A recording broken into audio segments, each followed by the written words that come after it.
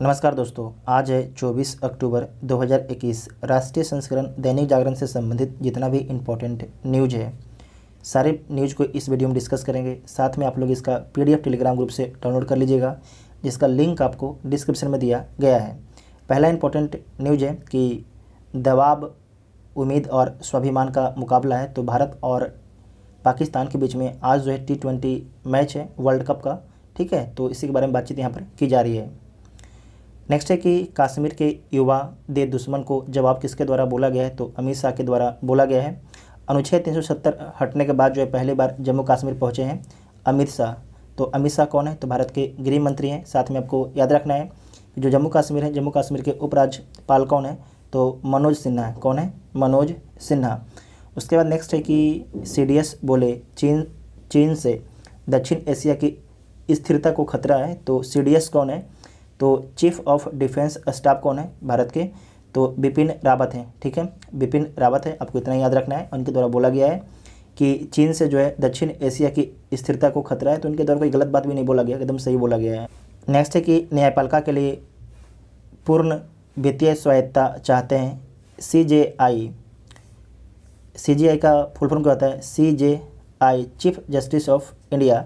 तो वर्तमान में कौन है, तो NB रमना है। कौन है? NB रमना है, ठीक है। इनके बारे में पढ़ लीजिए कि CJI ने अदालत परिसरों की लचर व्यवस्था का मुद्दा उठाया गया है इनके द्वारा। साथ में बोला गया है कि 24,280 जो है न्यायिक अफसरों के लिए 20,143 कोर्ट रूम है। किसके द्वारा बोला गया? तो जस्टिस रमना के द्वारा बोला गया। इनके द्वारा जो है नेशनल जुडिशियल इंफ्रास्ट्रक्चर अथॉरिटी का प्रस्ताव पारित कर सरकार के पास में भेज दिया गया है। इनका कहना है कि जो न्यायपालिका है उसे जो है उसे वित्तीय स्वायत्ता भी दिया जाए, ठीक है।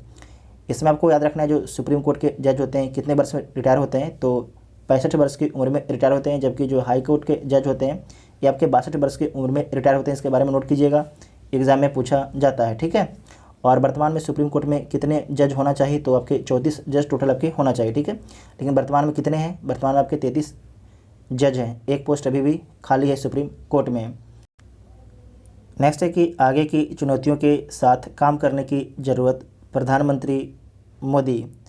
वैक्सीन उत्पादकों के साथ जो है प्रधानमंत्री मोदी ने की महत्वपूर्ण बैठक और कोरोना टीका उत्पादन में भारत को जो है दुनिया में नंबर 1 बनाने की तैयारी करने को भारत के प्रधानमंत्री ने बोला है कंपनियों को।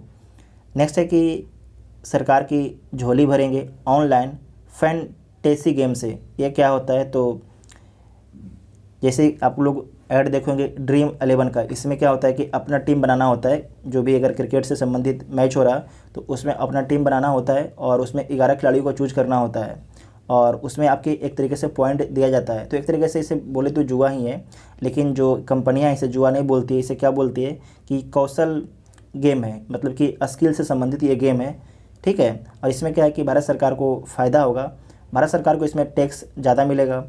और ये बताया जा रहा है कि 212% दर से बढ़ी है गेम खेलने वालों की संख्या। एक तरीके से इसका क्या होता है ना, जुआ एक तरीके से इसमें लत लग जाता है। अगर एक बार आप खेल लेते हैं ना तो आपको हमेशा लगेगा खेलते रहें, हर दिन आप पैसा लगाना चाहिएगा। लेकिन इसमें ठीक नहीं है, जुआ है तो जुआ से दूर होना चाहिए। और इसमें बताया गया है कि जो आपके फैंटेसी गेम है इसका कारोबार जो भारत में 2500 करोड़ रुपये से अधिक हो गया है, ठीक है। 2500 करोड़ रुपये से अधिक हो गया है। बाकी यहाँ पर आप पढ़ सकते हैं कि कितने कंपनियां हैं इसमें। 140 कंपनियां फ़िलहाल इसमें भी हैं। हम लोग तो बहुत कम ही कंपनियों के बारे में जानते हैं, लेकिन इसमें 140 कंपनियां जो आपके सक्रिय रूप से काम कर रही हैं। नेक्स्ट है कि 1965 के युद्ध के बाद आया पूर्वी पाकिस्तान को अलग करने का विचार, वाइस एडमिरल। तो 1965 में किसके किसके बीच में युद्ध हुआ था, तो भारत और पाकिस्तान के बीच में हुआ था, जिसमें पाकिस्तान को जो है मुँह की खानी पड़ी थी, मतलब पाकिस्तान को हार का सामना करना पड़ा था। और जो वाइस एडमिरल है इनके द्वारा बोला जाता है कि 1965 के बाद ही जो है जो पूर्वी पाकिस्तान है उसे अलग करने का विचार भारत में चलने लगा था। इसके पीछे रीज़न क्या था, अलग करने का पीछे कारण क्या था, तो जो कारण था, जो भारत का जो नॉर्थ ईस्ट इलाका था ना, भारत का जो नॉर्थ ईस्ट इलाका अभी भी है, तो अभी 8 सिस्टर हैं। कितने? 8 सिस्टर हैं। तो नॉर्थ ईस्ट इलाका में बहुत ज़्यादा जो पाकिस्तान, ये तो बांग्लादेश आपके उसमें पाकिस्तान ही था ना, तो पूर्वी पाकिस्तान था। तो पाकिस्तान के जो खुफिया एजेंसी थी ISI के द्वारा जो अपना नॉर्थ ईस्ट था वहाँ पर बहुत ज़्यादा उग्रवादी जो लोगों को पैदा किया जा रहा था, मतलब कि उग्रवादी जो लोग थे उनको माइंड बास करके बनाया जा रहा था, जो भारत के लिए खतरा उत्पन्न हो रहे थे। तो भारत को लगा कि जो बांग्लादेश है, आज का बांग्लादेश, उसमें पूर्वी पाकिस्तान, इसे क्यों ना एक अलग देश बना दिया जाए। और जो पाकिस्तान था, पाकिस्तान की भी गलती एक है कि जो उसका पूर्वी आपके पाकिस्तान था, वहाँ पर जो उनके अपने ही नागरिकों पर जो उनकी सेना है बहुत ज़्यादा जुल्म ढा रही थी। तो उनके कारण क्या हो रहा था कि जो आपकी पूर्वी पाकिस्तान की जनता थी भागकर भारत में आ जाते हैं। तो भारत के द्वारा बोला जाता है पाकिस्तान को कि भाई अपने आप प्रवासी को जो है वापस से ले लो, इससे हमारे जो अर्थव्यवस्था है उस पर प्रभाव पड़ रहा है। लेकिन पाकिस्तान मानता नहीं है और धीरे धीरे ये बात आगे बढ़ता चला जाता है और उसमें इंदिरा गांधी की सरकार होती है। और फाइनली इंदिरा गांधी को लगता है कि अब आ गया है, अब पाकिस्तान नहीं मानेगा, अब ऐसा समय आ गया है कि पाकिस्तान पर हमला किया जाए। और 1971 में पाकिस्तान पर हमला किया जाता है और एक नया देश बांग्लादेश को जन्म दे दिया जाता है भारत के द्वारा। ठीक है, इसमें आपको याद रखना है कि जो एक मुक्ति वाहिनी थी बांग्लादेश में, उसका निर्माण भी आपके भारत के सहयोग से किया गया था। और भारत की सेना जो है, जो मुक्ति वाहिनी के आपके लड़ाके थे, उसे ट्रेन कर रही थी, हथियार दे रही थी, ताकि ये जो सारे लोग लड़ के आपके एक अलग देश का निर्माण कर दे। आज का बांग्लादेश का निर्माण इन लोगों ने मिलकर कर दिया और भारत का इसमें सहयोग भी था। ठीक है, साथ में आपको याद रखना है कि जो 80,000 सेना जो है पाकिस्तान की भारत के सेना के सामने समर्पण करती है और उसके बाद आपके संधि हो जाता है और बांग्लादेश एक नए बांग्लादेश आपका एक नया देश बन जाता है। इतना आपको याद रखना है। अब कब बनता है? 1971 में। ठीक है, इस बात को आपको याद रखना है। नेक्स्ट है कि पहली बार जो है IVF तकनीक से पैदा हुआ बन्नी भैंस का बच्चा तो कहाँ पर पैदा होता है? तो गुजरात के गिर सोमनाथ ज़िले में पैदा होता है।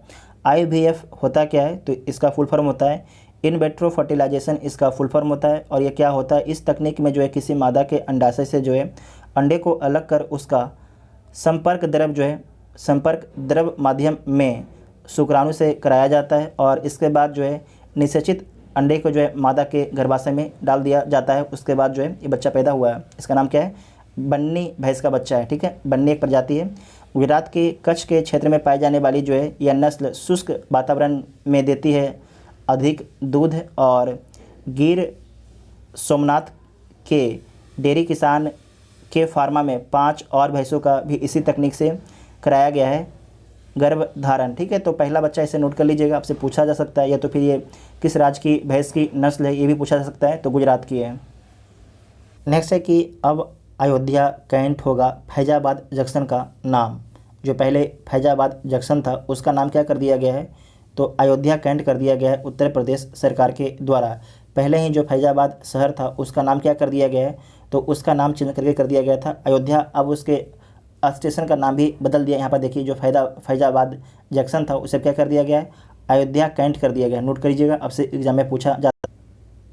नेक्स्ट है कि सभी जिलों में जो है चाइल्ड फ्रेंडली कोर्ट रूम स्थापित कर बिहार बना मॉडल। इसे नोट कीजिएगा कि सभी जिलों में जो है चाइल्ड फ्रेंडली कोर्ट रूम स्थापित करने वाला बिहार जो है देश का पहला मॉडल राज्य बन गया है। इस क्वेश्चन को जो है BPSC पूछ सकता है और बिहार दरोगा भी इस क्वेश्चन को पूछ सकता है, तो इम्पोर्टेंट है, नोट कीजिएगा।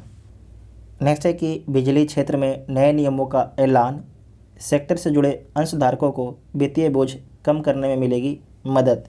इसमें आपको याद रखना है कि भारत ने जो है अंतर्राष्ट्रीय स्तर पर वर्ष 2022 तक 175 गीगावाट और 2030 तक जो है 450 गीगावाट अक्षय ऊर्जा क्षमता उत्पादन की प्रतिबद्धता जताई है। ठीक है, इसे नोट कीजिएगा, आपसे एग्जाम में पूछा ये जाएगा कि 2022 तक भारत का अक्षय ऊर्जा कितना उत्पादन करने का लक्ष्य रखा है? तो 175 गीगावाट और 2030 तक 450 गीगावाट। ठीक है, उसके बाद नेक्स्ट है कि स्वच्छ ऊर्जा पर मिलकर काम करेंगे टाटा पावर और IIT दिल्ली के बीच में समझौता हुआ है। इसे नोट कर लीजिएगा, ये पूछा जा सकता है कि स्वच्छ ऊर्जा पर मिलकर काम करने के लिए किसके बीच में समझौता हुआ है? तो टाटा और IIT दिल्ली के बीच में समझौता हुआ है। नेक्स्ट है कि हाइपरसोनिक मिसाइल विकसित करने वाले देशों में भारत भी। ये किसके द्वारा बोला गया है? तो अमेरिकी संसद की एक स्वतंत्र रिपोर्ट में इस बात को बोला गया है कि जो आपके हाइपरसोनिक मिसाइल है किसके द्वारा विकसित किया जा रहा है? तो ऑस्ट्रेलिया, जापान, जर्मनी, फ्रांस के द्वारा आपके जो हाइपरसोनिक मिसाइल विकसित किया जा रहा है। इसमें जो बोला गया है कि चीन के जो हालिया मिसाइल परीक्षण ने बढ़ा दी है अमेरिका की परेशानी। तो आपको याद होगा 2 दिन पहले हम बताए हुए थे कि जो अमेरिका एक हाइपरसोनिक मिसाइल का परीक्षण करता है, वो जो मिसाइल था पूरा पृथ्वी का परिक्रमा करके पूरा चक्कर लगा के जो है एक स्थान को हिट करना था, लेकिन वो 40 किलोमीटर से चूक गया था। लेकिन एक तरीके से मानिए अगर जो हाइपरसोनिक अगर मिसाइल चाइना बना लिया है तो एक बहुत बड़ी उपलब्धि है चाइना के लिए। और आपको याद है कि शायद ये परसों का न्यूज़ है कि जो यूएसए है एक हाइपरसोनिक मिसाइल का टेस्ट कर रहा था, लेकिन उसका टेस्ट आपके फेल कर गया था। ठीक है, तो इसी क्रम में रिपोर्ट आता है कि किन किन देशों के द्वारा जो है हाइपरसोनिक मिसाइल बनाया जा रहा है, तो इसमें भारत का भी नाम आता है। और भारत जो है हाइपरसोनिक मिसाइल किस देश के साथ में मिलकर बना रहा है, तो नोट कीजिएगा, भारत जो है रूस के साथ में जो है मिलकर हाइपरसोनिक मिसाइल बना रहा है। उसका नाम क्या है, तो ब्रह्मोस्त्र 2 उसका नाम है। यहाँ पर देखिए ब्रह्मोस्त्र 2 उसका नाम है। इसका जो ब्रह्मोस्त्र 2 था, इसे बनाने के कब तक लक्ष्य रखा गया था, 2017 तक इसे बनाने का लक्ष्य रखा गया था, लेकिन ये अपने जो लक्ष्य से पीछे चल रहा है। जो आपके हाइपरसोनिक मिसाइल है ब्रह्मोस्त्र 2, इसकी स्पीड कितनी होगी, तो इसकी जो स्पीड होगी 7 मैक से अधिक होगी, मतलब कि ध्वनि से 7 गुना अधिक इसकी रफ्तार होगी। और बोला जा रहा है कि जो ब्रह्मोस्त्र अपना मिसाइल है ब्रह्मोस्त्र 2 जो आपके हाइपरसोनिक मिसाइल है, ये कब तक विकसित हो सकता है, तो 2025 से 2028 तक आपकी इस सेना में शामिल हो सकता है आपकी ब्रह्मोस्त्र 2 मिसाइल। साथ में जो अमेरिका की एक स्वतंत्र एजेंसी थी, इसके द्वारा बोला गया कि भारत जो है 2019 और सितंबर 2020 में जो है मैक 6 स्क्रैम जेट का जो सफलतापूर्वक परीक्षण किया गया है भारत के द्वारा। साथ में आपको याद रखना है कि भारत में जो है आपके 12 हाइपरसोनिक पवन, भारत में जो है अगर पहले शुरुआत में आपकी प्रयोगशाला में ही जो कोई भी हाइपरसोनिक होता है उसका टेस्ट किया जाता है, तो 12 हाइपरसोनिक पवन सुरंगों का संचालन करता है भारत। ठीक है, और जहां पर आपके 13 मैक स्पीड तक जो है भारत इस सुरंग में टेस्ट कर सकता है। इतना आपको याद रखना है। बाकी फिर यहाँ पर बात की गई है चाइना के बारे में कि चाइना ने जो है आपके हाइपरसोनिक मिसाइल का टेस्ट किया और आपकी पृथ्वी की परिक्रमा करता है। चाइना बोला कि नहीं ये मिसाइल नहीं है, ये क्या था, तो हाइपरसोनिक यान था, व्हीकल था, चाइना के द्वारा बोला गया। ठीक है, लेकिन अगर देखिए अगर यान भी था तो अगर उसका टेस्ट हो गया तो उसमें आराम से जो आपके न्यूक्लियर हेड होता है उसे जोड़ देंगे और जिस भी देश को उड़ाना उड़ा देंगे आराम से। और इतना घातक होता है कि जो आपके इसमें इंटरसेप्टर मिसाइल होते हैं वो भी इसमें चकमा खा जाएंगे। ठीक है, इतना तेज़ होता है हाइपरसोनिक मिसाइल। तो अभी जो हाइपरसोनिक मिसाइल है अभी अमेरिका विकसित नहीं कर पाया है, लेकिन जो हाइपरसोनिक मिसाइल है कौन विकसित कर लिया है, चाइना विकसित भी कर लिया है और उसका टेस्ट भी कर लिया है।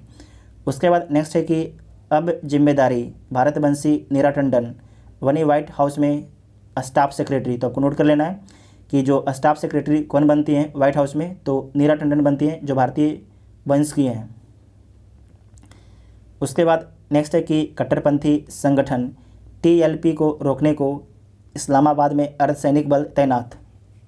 तो TLP का फुल फॉर्म क्या होता है, तो तहरीक ए लब्बैक पाकिस्तान। इसके द्वारा जो है लगातार आपके इस्लामाबाद की तरफ कूच की जा रही है और किस डिमांड क्या है इसे आप लोग पढ़ लीजिएगा। ठीक है, उसके बारे में। उसके बाद नेक्स्ट है कि बलूचिस्तान में जो है IS के 9 आतंकी, ढेर तो हमारी काम का नहीं है। और नेक्स्ट है कि बांग्लादेश में हिंदुओं पर जो है हमला का दूसरा मुख्य आरोपी को शिकंजे में ले लिया गया है। नेक्स्ट है कि चीन ने नेपाल की ज़मीन पर कब्जा कर की घेराबंदी। अब जो है जो नेपाल के गृह मंत्रालय है उसका फाइनल रिपोर्ट आ गया है और इस रिपोर्ट में बताया गया कि हाँ चाइना ने जो है नेपाल के कुछ ज़मीन पर अपना अधिकार कर लिया है। अधिकार ही नहीं किया है, वहाँ पर तार लगा दिया है। क्या किया, वहाँ पर तार लगा दिया है। तो इस आर्टिकल में इस बात को बोला जाता है कि चाइना जो है आपसे बोलेगा कि आपका हम दोस्त हैं, लेकिन पीछे से क्या करता है चाइना, आपको चाकू भोंकता रहेगा। क्या करेगा, चाकू भोंकता रहता है, मतलब आपको नुकसान पहुंचाता रहेगा और बोलेगा हम आपका दोस्त हैं। तो चाइना पर किसी भी देश को जो है विश्वास नहीं करना चाहिए, लेकिन जो हमारे भारत के कुछ पड़ोसी देश हैं लगातार चाइना के शरण में जा रहे हैं तो उनको लॉन्ग टाइम में बहुत ज़्यादा नुकसान होगा। जैसे आपको याद भी होगा श्रीलंका जो अपना जो ग्वादर तो आपके पाकिस्तान में है, तो जो आपके हम्बन टोटा पोर्ट है उससे 99 सालों के लिए किसे लीज पर दे दिया है, तो चाइना को दे दिया है। और जो अपना बगल में पाकिस्तान है, पाकिस्तान तो इतना लोन ले लिया है कि कुछ दिन में आपके हो सकता है आज से 50 साल के बाद जो है आपके चाइना का उपनिवेश ना बन जाए पाकिस्तान। उसके बाद ऊपर में एक न्यूज़ है कि रूस और चीन समेत कई देशों में जो है फिर पांव पसारने लगा कोरोना वायरस। तो इसे आप लोग पढ़ सकते हैं। और अमेरिका में बताया गया कि एड्स से 40 वर्षों में जितने लोग मरे उससे ज़्यादा आपके कोरोना से मर चुके हैं अमेरिका में। नेक्स्ट है संयुक्त राष्ट्र ने युद्ध से तबाह विश्व को दिखाई शांति राह। 1945 में आज ही संयुक्त राष्ट्र की स्थापना की गई थी। द्वितीय विश्व युद्ध के बाद जो है देशों में संधि करने में इसने बड़ी भूमिका निभाई। इसका उद्देश्य था कि अंतर्राष्ट्रीय स्तर पर जो है शांति बनाए रखना, मानवाधिकारों की रक्षा करना और अंतर्राष्ट्रीय कानूनों का क्रियान्वयन करना। वर्तमान में कितने मेंबर हैं? तो 193 मेंबर हैं यूनाइटेड नेशन के। उसके बाद नेक्स्ट है कि अंतरिक्ष से पहली बार ली गई पृथ्वी की तस्वीर। 1946 में आज ही अंतरिक्ष से जो है पृथ्वी की पहली तस्वीर ली गई। V2 नामक जर्मन रॉकेट को जो है अमेरिका के न्यू मैक्सिको से लॉन्च किया गया। रॉकेट धरती से जो है 150 किलोमीटर की ऊंचाई तक गया, जहां से धरती की तस्वीर ली गई है। उसके बाद नेक्स्ट है कि लक्ष्मी सहगल ने आज़ादी के लिए उठाए थे हथियार, इनके बारे में पढ़ लीजिए। MBBS करने के बाद जो है देश की स्वतंत्रता के लिए हथियार उठाने वाली लक्ष्मी सहगल का जन्म जो है 1914 में आज ही मद्रास में हुआ था। सरकारी अस्पताल में डॉक्टर के रूप में काम कर रही लक्ष्मी का जीवन जो है सिंगापुर में नेताजी सुभाष चंद्र बोस से मिलने के बाद बदल गया। वह आज़ाद हिंद फौज का हिस्सा बनी और अंग्रेज़ों के खिलाफ युद्ध में हिस्सा लिया। उन्होंने जो है आज़ाद हिंद फौज में झांसी रानी रेजिमेंट का गठन किया। नोट कीजिएगा, झांसी रानी रेजिमेंट का गठन किया और आज़ादी के बाद जो है वह कानपुर में बस गई और 23 जुलाई 2012 को जो है 97 साल की उम्र में उनका निर्धन हो गया। नेक्स्ट है कि आप गूगल मैप पर लोकेशन बताएं, रोबोट वहां जाकर लगा देगा पौधा। तो ये किसके द्वारा बनाया गया है? तो जबलपुर में जो है इंजीनियरिंग के 9 विद्यार्थियों ने इसे बनाया है। इसका नाम इसे बनाया है, इसे बोला है ग्रीन रोबोट। इसे क्या बोला है? ग्रीन रोबोट बोला गया है। इसे आप लोग पढ़ सकते हैं कि इसमें क्या क्या आपकी खासियत है। उसके बाद जितना भी इंपॉर्टेंट न्यूज़ था आज का, सारे न्यूज़ को हम लोग डिस्कस कर लें। आज देखिए उतना बढ़िया न्यूज़ था नहीं। ठीक है, थैंक यू।